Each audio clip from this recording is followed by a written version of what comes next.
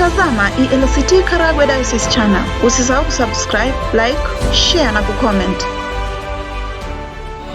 Mfuatiliaji na mtazamaji wa chaneli yetu ya ELCT Karagwe Diocese, uhali gani popote pale ulipo, ninakualika katika ibada ya leo. Tuko katika usharika wa Kayanga ndani ya Diocese ya Karagwe ya Kanisa la Kiinjili la Kilutheri Tanzania, na tuko na wageni. Kama unavyosikia sauti wanaanza kuimba, lakini hawa wanatoka Rwambaizi.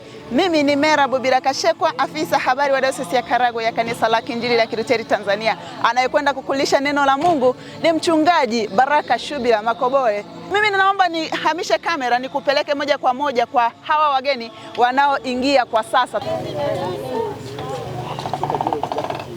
Tayari ibada inaanza.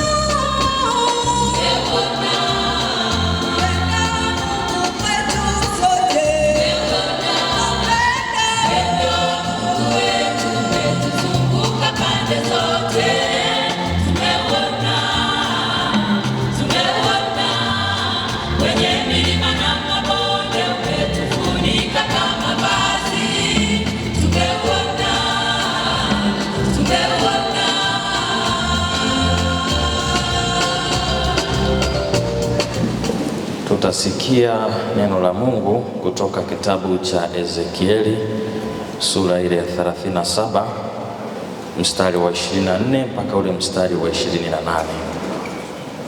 Kitabu cha Ezekia sura ile ya 37 mstari ule wa 24 mpaka ule mstari wa 28. Nami nitasoma kwa msaada wa Bwana. Na mtumishi wangu Daudi atakuwa mfalme juu yao, na wote watakuwa na mchungaji mmoja, nao watayafuata maagizo yangu na kuzishika amri zangu na kuzitenda. Nao watakaa katika nchi niliyompa Yakobo mtumishi wangu, walimokaa baba zenu, nao watakaa humo, wao na watoto wao na watoto wa watoto wao milele, na Daudi mtumishi wangu atakuwa mkuu wao milele. Tena nitafanya agano la amani pamoja nao, litakuwa agano la milele pamoja nao, nami nitawaweka na kuwazidisha, na patakatifu pangu nitapaweka katikati yao milele. Tena maskani yangu itakuwa pamoja nao, nami nitakuwa Mungu wao, nao watakuwa watu wangu. Na mataifa watajua ya kuwa mimi ndimi Bwana, mimi ni watakasaye Israeli, patakatifu pangu patakapokuwa katikati yao milele. Amen. Baba yetu mwema na mtakatifu, asante sana kwa asubuhi njema hii uliotusaidia na tukirimia kwenye maisha yetu. Ni wakati tunapotamani kusikia sauti yako ikizungumza nasi tunakuomba ukafungue malango ya mioyo yetu, ili ujumbe wako ukapate kuingia kwa wingi ndani ya mioyo yetu. Kwako Kristo uliye Bwana na Mwokozi wetu. Amen. Hebu muangalie jirani yako, muangalie kwa dakika chache, muangalie jirani yako yoyote uliyekaa naye kwanza. Muangalie jirani yako. Sasa nyinyi ambao mtaki kuangalia, sijui mna majirani wa wapi, wa mbinguni au wa wapi? Muangalie huyu jirani yako, alafu mshike mkono. Mwambie umependeza sana. Mwambie umependeza sana. Unajua wakati mwingine tunawaambia amani ya Bwana iwe nanyi, hata kusalimiana hamsalimiani. Sasa hata mkiondoka leo mmesalimiana. Bwana Yesu asifiwe sana. Majina yangu ninaitwa Mchungaji Baraka Shubira Makobore. Ni mchungaji niliyebarikiwa hivi karibuni mwaka jana mwezi wa 12, na nikapata neema ya kutumwa kufanya kazi ya utume wangu usharika mteule wa Nyaruzumbura unaopatikana katika jimbo la Kyerwa. Ni usharika mpya, bado haujazinduliwa, na ndipo ninapotumika huko. Wanafahamu kwamba niko hapa siku ya leo na wanawasalimu sana. Mchungaji amesema niongee zaidi. Mimi status yangu ni kwamba niko hivi nilivyo, familia yangu bado natembea nayo, lakini Mungu akijalia huko mbele ya safari naweza nikaungana na mimi nikawa natambulisha huyu ni fulani, huyu ni fulani. Bwana Yesu asifiwe sana. Sasa niache pokopoko, tuende kusikia ujumbe wa Mungu. Wapendwa, leo tuna shabaha au tunacho kichwa kizuri sana kinachozungumzia habari ya mchungaji mwema, jinsi anavyoutoa uhai wake kwa ajili ya kondoo. Na katika somo tulilolisikia, kila zizi lina mchungaji, kila zizi lina mchungaji, lakini si kila mchungaji yuko tayari kupigwa kwa ajili ya kondoo zake. Wakati mwingine kondoo wanaweza kutawanyika kwa sababu wanakosa sauti ya mchungaji wa kweli. Lakini hapa Mungu anazungumza na Israeli.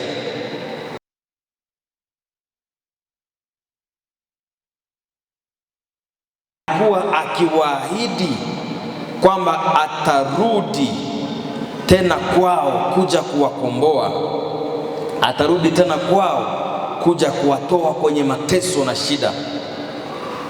Na hapa alikuwa akiahidi mchungaji mmoja atakayewaunganisha wana wa Israeli, naye akaahidi kwamba atawapa uhai, lakini pia atakufa kwa ajili yao. Na leo tutaangalia ahadi hiyo, jinsi ambavyo inatimia kupitia Yesu Kristo. Ezekia, kama tulivyosikia katika somo la leo, ni sehemu ya unabii au ule utabiri wa mifupa mikavu, ambapo Mungu anamwambia Israeli kuhusu urejesho wa taifa. Na katika mstari ule wa 24, Daudi anatajwa kuwa mfalme wa Israeli. Lakini hapa anayetajwa si Daudi yule wa zamani ambaye alitawala Israeli wakati ule, ila anayetajwa hapa ni Masihi atakayetoka katika uzao wa Daudi, na yeye ndiye mchungaji mmoja, naye si mwingine ni Yesu Kristo. Lakini kabla ya hili, Israeli ilikuwa imegawanyika, ilikuwa imejitenga.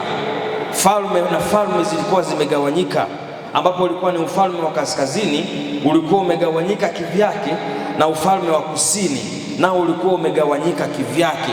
Maana yake walikuwa hawajaungana, hawako pamoja. Lakini kazi mojawapo ya mchungaji mwema ni kuwaunganisha kondoo wake waliotawanyika katika zizi, ambao wako nje ya zizi, na kuwaleta pamoja. Tena wakati mwingine ni vizuri zaidi mchungaji mwema kuwa tayari kutoa uhai wake kwa ajili ya kondoo waliogawanyika, ili wao wapate kukaa pamoja. Sasa nilipokuwa natafakari hapa, nikawaza jambo tu la kawaida. Ni mara chache sana, au inawezekana isiwepo kabisa, kumwona mtu yuko tayari kutoa uhai wake ili mtu mwingine apate kupona. Ni mara chache na ni ngumu sana kumwona mtu anaweza akajitoa ili mtu mwingine apate kusaidika. Kwa mfano, walio kwenye ndoa, ninaomba waonyeshe mikono juu, ambaye ana mke hapa au vyovyote vile. Bwana sijui ni Ribati, mtoto wako baba Ribati, naomba nikuulize swali dogo sana. Mama Ribati siko pale. Sasa akatokea mtu akasema mke wako amekutana na kesi, lakini kesi yake inahitaji auawe, lakini ili wewe uweze kumsaidia, kwa sababu wewe ndiye mume wake, tunaomba tukuue wewe, alafu yeye abaki apone. Ongambira mazima, unaweza ukakubali afe wewe ufe kwa ajili yake? Jibu ni hapana. Lakini ukitoka hapo ukarudi nyumbani, mnisamee na visema hivi, ukirudi nyumbani, mkazi wangeni kwenda, lakini kutoa uhai wako kwa ajili yake, kwa kweli Chigumire ni kitu kizito sana. Lakini huyu mchungaji mwema, yeye akawa tayari kutoa uhai wake ili sisi tufanye nini? Tupate kuokoka. Katika ule mstari wa 25 na mstari wa 26 unagusia habari ya kukaa katika nchi ya Bwana milele, lakini pia unagusia habari za agano. Mchungaji mwema hatoi chakula tu cha kimwili, hatoi chakula tu cha nje, lakini leo anatuhakikishia kwamba pamoja na kutupa chakula cha kila siku, ila anatuhakikishia hata usalama wa kuishi milele. Lakini pia anaweka agano. Huyu Mungu aliyekuwa akizungumza na Daudi kupitia Hezekia aliweka agano nao, tena agano la amani ambalo sio la mkataba wa kuandikwa kwenye karatasi, bali ilikuwa ni agano lililofungwa na damu ya Yesu Kristo. Bwana Yesu asifiwe. Kwa hiyo mpaka sasa tunapotaka kuwa na amani milele, ni lazima damu ya mchungaji mkuu ambaye ni Yesu Kristo ilipaswa kumwagika, na hapo ndipo anapoonesha kuutoa uhai wake. Na hapa nikakumbuka zamani, na hapa wao wengi mmepitia hiyo, wakati mnachumbiana, wakati mnatafutana, kuna wakati mlifika mkaenda mbali zaidi, mkaweka maagano ya damu, mnaitana, mimi nitakukaa na wewe mpaka ziwa la Victoria likauke. Mnawekana hapo, mnaona hii haitoshi, mnakatana ili kuweza kupata nini? Damu. Alafu mnaiweka kwenye kachupa, alafu mnatupa wapi? Baharini, kwamba mimi sitakusaliti maisha yangu yote. Lakini hata tukimuuliza mmoja mmoja hapa walioyafanya hayo, mimi sina uhakika kama hilo agano mpaka sasa lilidumu. Sina uhakika. Maana yake ni nini? Unapofikia hatua ya kutoa damu, hilo ni agano la hatari sana, agano la hatari. Sasa Kristo akatoa agano, akafanya agano pamoja na sisi kwa njia ya damu. Na ndio maana alipopigwa pale msalabani, damu ilimwagika ili wewe upate kupona na mimi nipate kupona. Na mstari ule wa 27 na wa 28 ni mstari ninaoupenda sana na nilioupenda sana. Hapa kuna maneno ya ahadi, maneno ya ahadi ya Mungu. Anasema maskani yangu itakuwa kwao, nami nitakuwa Mungu wao, nao watakuwa watu wangu. Bwana Yesu asifiwe sana.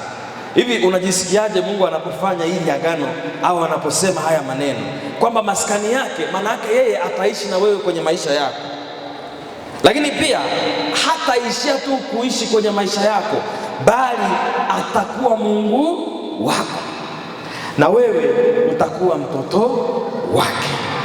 Mungu anatoa ahadi kubwa kwa kondoo wake. Maana yake anaweka maneno ya kuwatumainisha kwamba hawa wana wa Israeli hawatakuwa peke yao na Mungu hatawaacha, ila pamoja na kuahidi kwamba Hezekia apate kuzungumza nao kwamba iko damu itakayokuja kuwakomboa, hataishia hapo tu, ila atakuwa pamoja nao kwenye maisha yao yote. Na hapa nikaona kwamba kumbe tuna haja ya kujidai, tuna haja ya kutembea kwa maringo, kwa sababu tunao ulinzi wa kutosha, tunao ulinzi wa kutosha.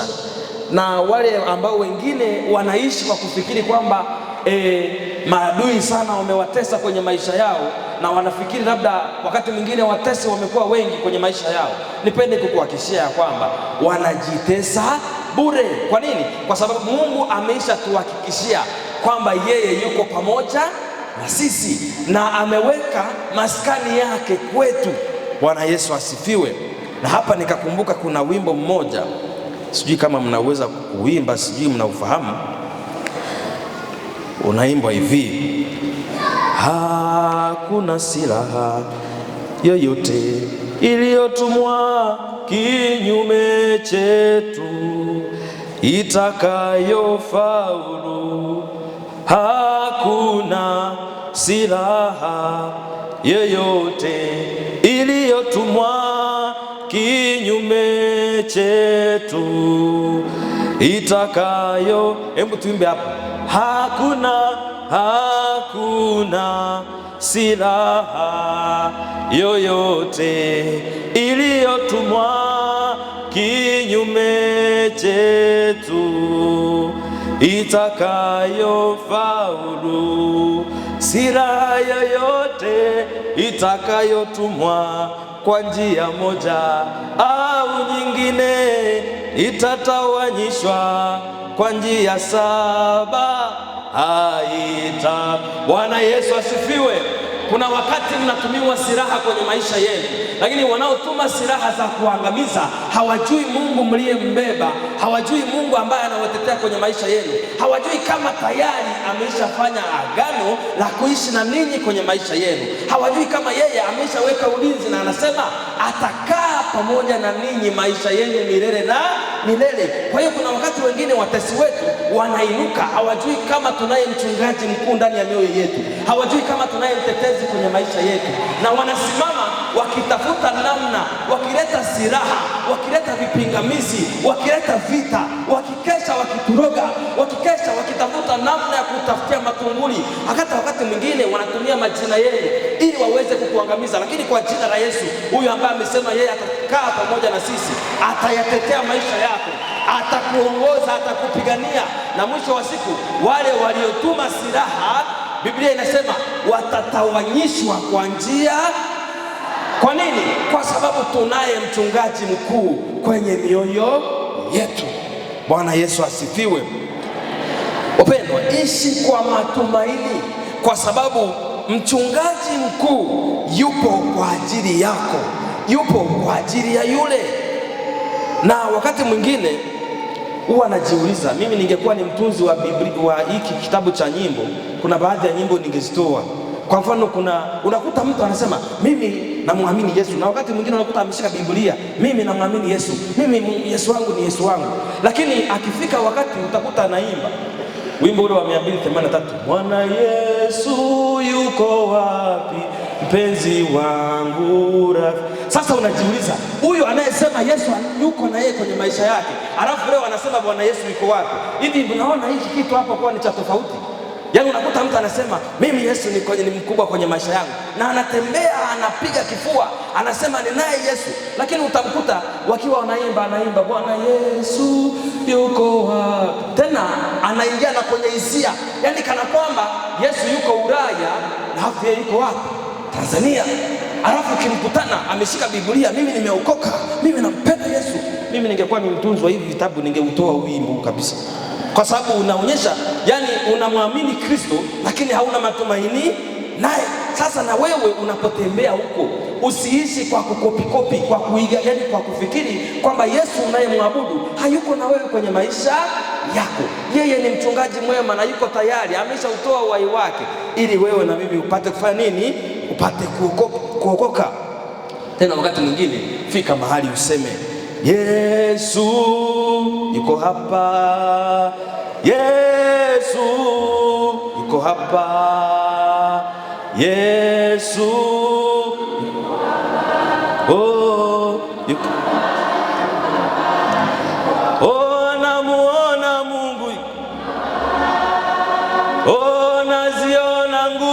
wake. Oh, namuona Mungu. Ufike mahali uamini kwamba Yesu yuko na wewe. Unapotembea anatembea na wewe, unapolala analala na wewe, unapoamka anaamka na wewe, unapoishi anaishi na wewe. Hakuna lolote litakalo kushinda. Kwa nini? Kwa sababu Yesu yuko na wewe kwenye maisha yako. Hata maadui waje, hata watesi waje, yeye anasema atakuwa na wewe tangu sasa, kesho mpaka milele.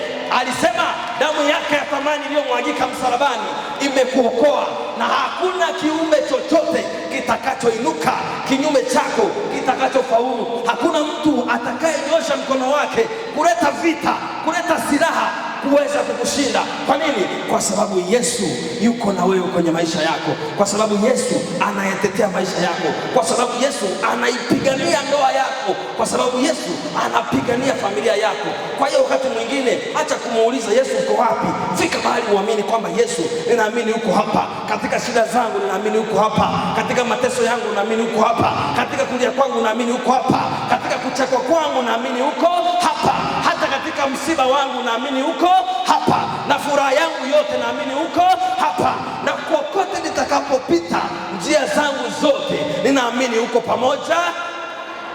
Bwana Yesu asifiwe. Bwana Yesu asifiwe.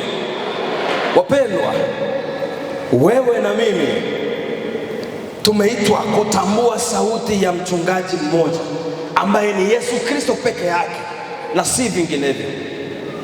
Wote tumeitwa kutambua sauti ya mchungaji mmoja. Na dunia sasa ina sauti nyingi sana ambazo mimi binafsi zinanichanganya. Wakati mwingine zinatuahidi marisho, lakini mwisho wake tunapelekwa machinjioni. Nafikiri mtakuwa mashahidi. Manabii siku hizi wamekuwa wengi, mitume wamekuwa wengi, na kila anayeibuka anasema mimi ni mchungaji.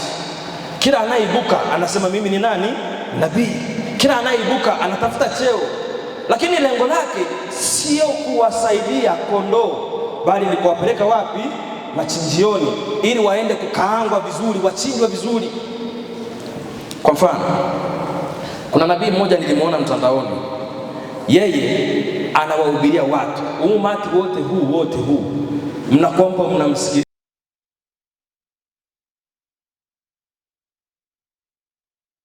Wangapi wanapenda miujiza? Wangapi wanapenda miujiza? Leo hii mnajifanya muipendi, eti sawa, haina shida. Lakini anawaambia wale wanaotaka miujiza wanasogea mbele, alafu wanakuja anawawekea beseni hapa. Beseni anasema sijui ni la kuwatakasa. Sasa wamama mnavua nguo zenu mbele ya wanaume na wa Kristo wote humu, wakwe zenu wamo humo, mabibi na mabwana wako hapo. Halafu unafika hapa kwa sababu unatafuta nini? Miujiza. Sio kumtafuta Yesu, unatafuta nini?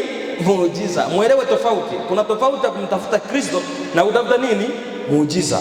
Wanakuweka hapa, halafu na wewe bila aibu ya maisha unafika hapa unavua nguo, halafu anakuambia, anakuosha, anakwamba uko kwako ulipotoka hujaoga, au umeoga lakini hujatakata. Sasa anataka akutakatishe, halafu mbele ya waumini, halafu anamaliza anakupangusa yeye, anakupaka mafuta kila kona ya mwili wako, halafu anakuambia ondoka kwa amani ya Bwana, umebarikiwa. Na mtu kweli anaenda anaamini amefanya nini mbele ya watu. Na wengine akafika hatua mbaya zaidi, anawaita hapa nywele za sehemu mbalimbali. Unazijua mama? Unazijua? Anakuita hapa, anasema ananyoa nywele za sehemu mbalimbali, alafu anakunyoa, anaenda anasema hizo nywele anaenda kuzibariki. Sasa mimi nikawa natafakari kwenye kichwa changu kibovu hiki, hivi hizo nywele akienda kuzibariki, kuziombea, kwamba ukitoka hapo ukienda mlango wa kanisa ukaenda nje ukifanya hivi unakuta kuna rasta, unakuta yani, na mtu anaamini kwamba anaenda kufanya nini? Kubarikiwa. Lakini unakuta watu, na sisi sio sisi, lakini ni sisi, tunakimbizana kwenda kutafuta nini? Miujiza. Alafu mtu anafika pale unakuta yuko busy, yani hana hata shida. Mwingine aliyenichekesha na kunimaliza roho kabisa ni huyu. Yeye ni nabii, lakini kwa sababu watu, narudia pale pale, hawamtafuti Yesu ila wanataka miujiza. Anawaita Wakristo, wanafika mbele, anawaambia mnataka kubarikiwa? Ndio. Mnataka miujiza? Ndio. Sasa mimi nawabariki, vueni nguo zenu za ndani, alafu mkae mmezining'iniza hivi, alafu na mimi nitakuwa nasema pokea fire, ili wewe ufanye nini? Hiyo bikini hiyo ifanye nini? Sasa najiuliza, hivi iokoke? Yaani unajiuliza swali, unakosa nini majibu. Sasa baada ya kuombewa, na mimi hapo nikatafakari kwamba anekurahisishia kutokwenda madukani, kwamba ukienda kwako kwenye kabati unakozitunza ukute zimejazana, zimepangana, kuna nyeusi, kuna nyekundu, lakini watu hawaoni aibu, wanaenda wanavua, halafu wanaamini wanabariki nini? Bwana Yesu asifiwe. Sauti inayotupa matumaini ni sauti moja tu ya Yesu Kristo. Hii ndiyo sauti inayotupa uhai na matumaini mapya. Ukiisikiliza hii yenyewe inaweza ikakufanyia mambo yote kwenye maisha yako. Yamkini wako watu ambao wametangatanga, yamkini wako watu ambao wamekosa kusikia sauti ya mchungaji wao, yamkini wako watu wameshagawanyika kama lilivyokuwa taifa la Israeli. Wakati mwingine ndoa inaweza ikavunjika kwa sababu ya kutokuelewana ndani. Yamkini kuna sehemu imani yako imeteleza, umefika wakati imani yako imeanguka. Yamkini kuna wakati umekuwa mtalii wa imani, umekuwa ukitalii imani za watu. Kwa walokole upo, kwa Pentekoste upo, sijui RC upo, sijui unatalii imani, haujui usimame wapi. Lakini leo sauti ya mchungaji mkuu inakuita na kukuita na kukuita tena na kukwambia, mwanangu, tua mzigo wako. Mimi ni mchungaji mwema niliyetoa uhai wangu kwa ajili yako. Bwana Yesu asifiwe. Tumaini la mifupa iliyokuwa imekauka likapate kurejeshwa tena kwenye maisha yako. Na hadi hii ya mchungaji mwema anakuja kukurejeshea yale yote yaliyotoweka. Anakuja kukurejeshea hata kama wako watu wanaofikiri hauwezi kurejeshewa matumaini, lakini kwa sababu ya mchungaji mwema atakurejeshea yote yaliyopotea. Hata kama kuna watu wameaiba maisha yako, hata kama kuna watu wamechukua baraka zako, hata kama kuna watu wamechukua amani yako, kwa jina la Yesu yeye anazirudisha tena. Yeye atarejesha upya yaliyochukuliwa, yaliyopelekwa, yaliyonyang'anywa. Ndio, kuna wakati maisha yako unaweza ukafikiri sio wewe, lakini inawezekana kuna roho zimeinuka na kukunyanyasa, kuna roho zimeinuka na kupeleka baraka zako. Wewe unaishi ukiamini unabarikiwa, lakini unashangaa haubarikiwi. Pengine kuna watu wanakesha kwa ajili ya maisha yako hayo, hawataki waone ukifanikiwa, hawataki waone ukiinuka. Lakini kwa jina la Yesu wa Nazareti aliye hai, anarejesha yote yaliyopelekwa, anarejesha yote yaliyonyang'anywa, anarejesha amani iliyotoweka kwenye familia yako, anarejesha matumaini mapya. Tena kuna wakati unaishi kwa majonzi, unakosa faraja. Yesu ni faraja ya kweli. Yesu analeta matumaini mapya. Yesu ndiye mchungaji mwema, yeye ambaye hataki hata kondoo mmoja apotee, yeye ambaye hataki hata mtu mmoja awe nje ya zizi. Anawakusanya, anawaweka pamoja, wanakaa pamoja, wanakula pamoja kwa furaha na kwa shangwe. Huyu Kristo ambaye arejeshe maisha yako tena, arejeshe familia yako upya. Yaliyochukuliwa kwenye familia yako yote yakapate kurejeshwa tena. Uchumi wako ulioondoka akapate kurejesha tena. Familia yako ilipokuwa imefika hamuelewani, kila siku ni magomvi, kila siku ni vita, akapate kurejesha tena. Pale ulipofikiri hauwezi kwenda, kwa jina la Yesu ukaone ya kwamba kuanzia sasa unao uwezo wa kwenda mbele. Kwa nini? Kwa sababu Yesu yupo ndani ya maisha yako. Tunayemsema leo ni Yesu Kristo, Bwana wa mabwana, aliyejitoa msalabani kwa ajili yetu, na yeye ndiye mchungaji mkuu, wala hakuna mchungaji mwingine mwenye upendo kama wa kwake. Nyosha mikono yako juu, tujinyenyekeze mbele za Mungu. Baba mwema na mwaminifu, asante sana kwa kutufundisha. Asante sana kwa sababu umetuahidi na umeweka agano pamoja nasi la damu. Umesema ya kwamba utakuwa pamoja nasi na umeahidi utatupa tena yaliyoondoka kwenye maisha yetu. Umeweka agano la amani kwetu. Umetupa tena matumaini mapya ya kwamba tunaye mchungaji mwema anayeutoa uhai wake kwa ajili yetu. Asante kwa sababu wewe ni mwema na utasimama na kila mmoja mahali hapa na kuendelea kumtetea kwenye maisha yake. Utaendelea kumuinua na kumuongoza. Utaendelea kuwakumbuka hata kwa sadaka zao wanazozileta madhabahuni pako kila leo. Utaendelea kukumbuka maombi yao. Utaendelea kukumbuka sala zao. Pengine yamkini wanakuja na maombi lakini bado hawajafikia yale makusudi unayotaka kuwatendea kwenye maisha yao. Mungu, ninakuomba sana ukapate kukumbuka sala zao, ukawajibu hata zaidi wanavyotarajia, ili hata maadui zao wakapate kuona wakiinuliwa tena, wakapate kuona wakitembea tena, wakapate kuona mkono wako ukiwa pamoja nao. Kwa nini? Kwa sababu wao wameamua kwamba wewe ndiwe ukawe mchungaji mwema kwao. Wameamua kwamba wewe ndiwe ukawa wapiganie katika maisha yao. Na mimi naamini wewe ni mwaminifu, wewe ni mwema, hujawaacha, hujawapungukia. Utasimama na ndoa zao, utasimama na familia zao, utasimama na watoto wao, utasimama na kazi zao, utasimama na uchumi wao, utasimama na ndoto na malengo yao, utasimama nao kwa kila hatua na njia zao zitaongozwa nawe, kwa sababu wewe ndiwe mchungaji mwema unayewaweka watu na kondoo zako katika zizi moja. Asante kwa uaminifu wako. Asante kwa sababu unasikia haja za mioyo yetu. Asante kwa sababu utatujibu sawa sawa na mapenzi yako. Kwako Kristo uliye Bwana na Mwokozi wetu tumeomba tukiamini. Amen.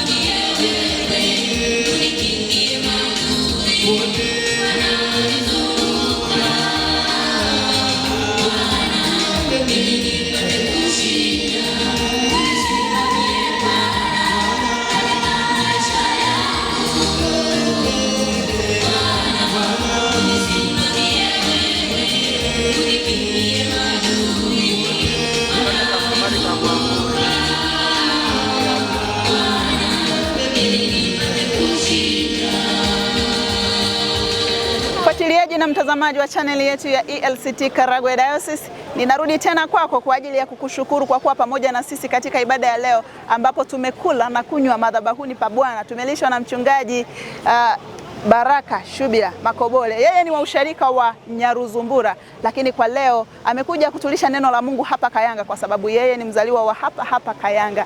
Ametufundisha kuhusiana na mchungaji mwema. Unaweza kuwa mchungaji mwema katika kijiji ulichonacho, katika kata ulionayo, tarafa ulionayo, wilaya ulionayo, mkoa, hata taifa kwa ujumla, lakini akatukumbusha kwamba mchungaji mwema anautoa uhai wake kwa ajili ya kondoo. Je, wewe ni mchungaji mwema kwa kutoa uhai wako kwa ajili ya kondoo, ama unautoa uhai wa kondoo kwa ajili yako mwenyewe? Unaweza pia kuwa mchungaji mwema katika jumuiya, mtaa, usharika, jimbo na dayosisi kwa ujumla. Kwa hiyo ikukumbushe kuwa mchungaji mwema kila wakati, kwa sababu mchungaji mwema anautoa uhai wake kwa ajili ya kondoo, si kutoa uhai wa kondoo kwa ajili yake mwenyewe. Mimi ni Mera Bubira Kashekwa, afisa habari wa Dayosisi ya Karagwe ya Kanisa la Kiinjili la Kilutheri Tanzania.